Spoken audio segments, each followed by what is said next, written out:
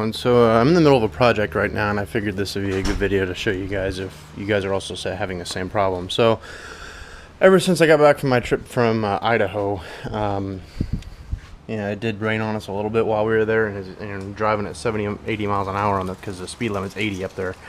You know, all that water is being forced onto that light bar, and you can see all the condensation in there. So right now I'm in the middle of disassembling the light bar. I'm keeping it on the truck because I don't want to have to disconnect it and then, you know, go find someone to help me put this back on. So I'm just doing it with the light bar still on the truck. Again,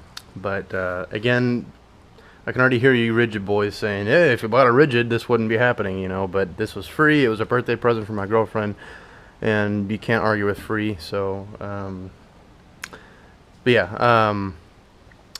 so as you can see, and this may be a little bit different for the design that you guys have if you have a different design Chinese light bar, but these little end caps come right off. As you can see, this went right here on the side like so, with two Torx bits bolts, and so that just pops right off, and then these corners right here just sort of sit in that channel, and all those bolts are holding it on. So but yeah, this is just what I'm doing on my day off of work, just like so. And I'm gonna clean all this up and whatnot and properly seal it. So, which I probably should have done while it was still on the workbench while I was waiting for my mounts that took forever to get here. But you live and you learn. So yeah, if you guys are buying a new light bar, I would, especially if it's not a rigid, or if it's not a name brand, I would highly suggest doing this step before you install it, so that you don't have to go through the fun fiasco of doing this after it's on your truck. Because believe me, it looks a million times better when there is no moisture behind your lens. And so if I can just pop that loose, sorry, I was focusing on doing this, and so you can see the whole lens is starting to move now, which is great.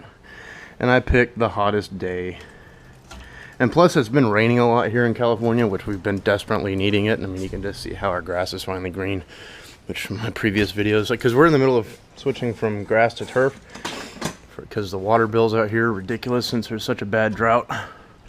So that's their answer to get you to stop using water, is just to charge the shit out of you for it. So yeah. So now both of those rails are off, and you can see what she looks like now without any of the armor per se. And so it looks like this lens, yep, it's just gonna pop right off. There we go. So you can see all that water that's stuck behind there. But that's what she looks like without a lens, which damn. So, but yeah, I'm gonna sit here and just let this thing dry.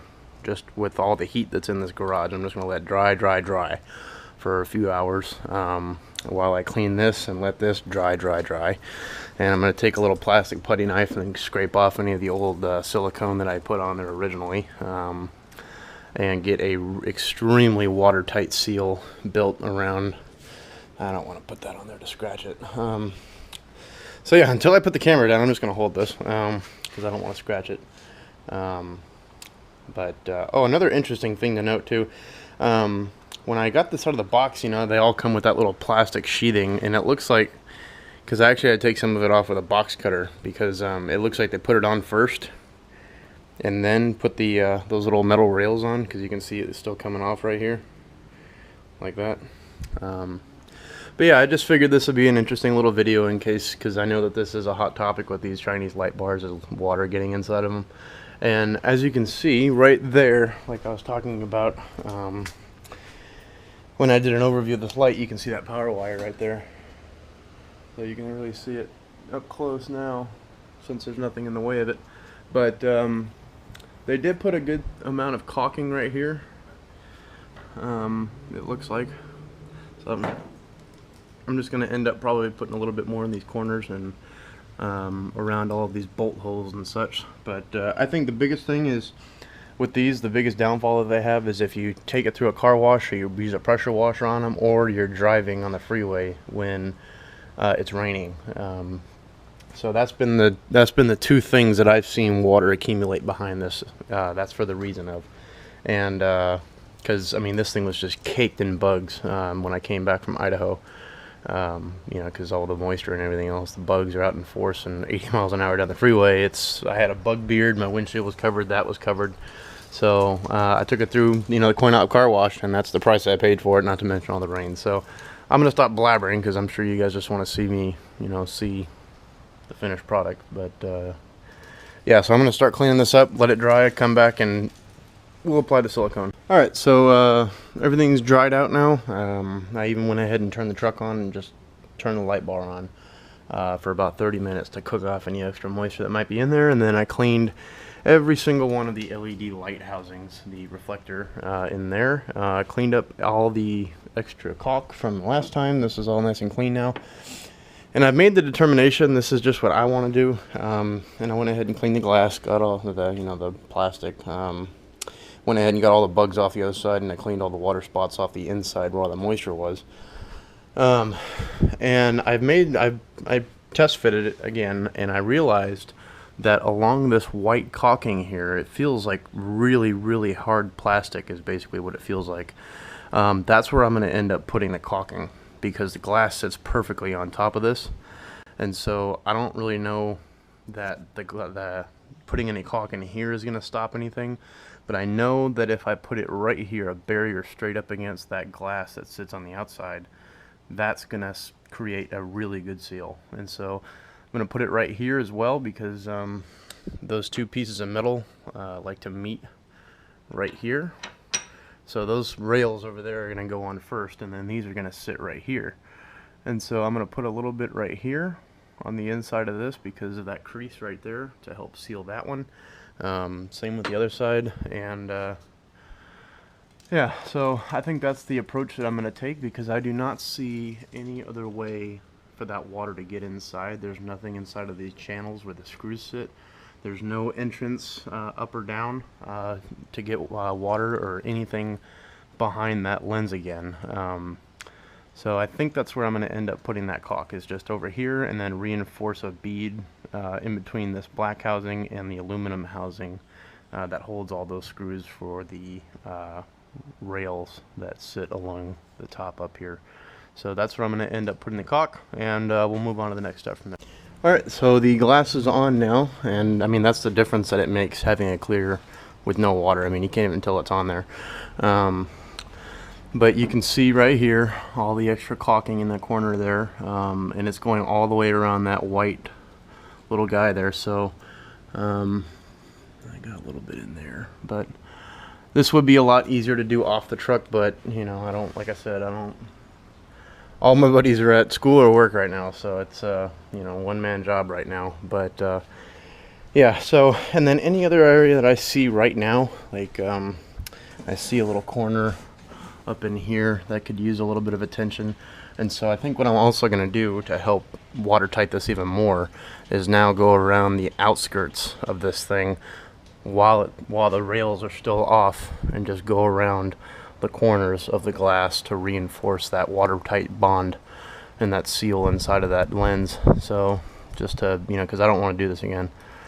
But not that it's a huge pain or anything, it's just inconvenient. So, you know, there's better things I could do. I mean, I am working on my truck, but whatever. So I'm going to go ahead and do that really quick, let that stuff set for a second, and then I'm going to go ahead and start putting this thing back together. Alright, so it looks really messy right now, but, you know, anything that spooges out, I'm going to clean it up. But, you know, you can see I went around all the corners. Even got in here for any water that comes in this way or that way when those little end caps get put back on. Went on the top side, the bottom side, I got inside of that rail a little bit. So yeah, now it's just a matter of putting it all back together.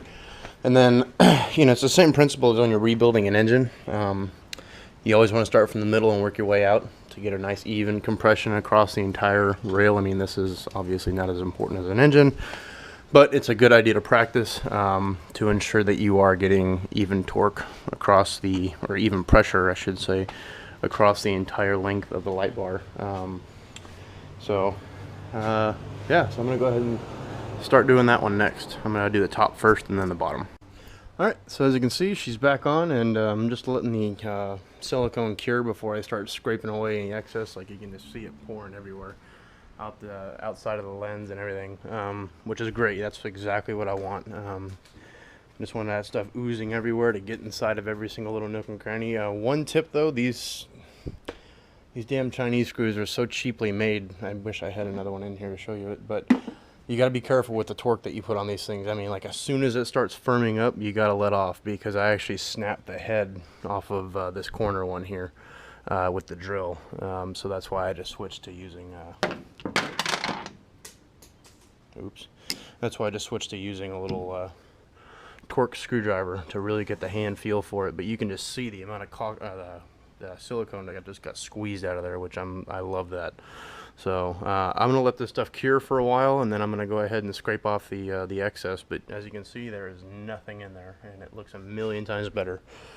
So, and it's probably gonna aid in how bright it is at night. But yeah, so she's looking a million times better now, and I'm extremely happy. It's a pain in the ass. It took about, you know, taking everything apart, letting it dry, cleaning it, putting it back together, caulking it, 3 hours total. So, but it would have been a lot faster if I took it off the truck, because getting especially the bottom rail back on, that was a pain.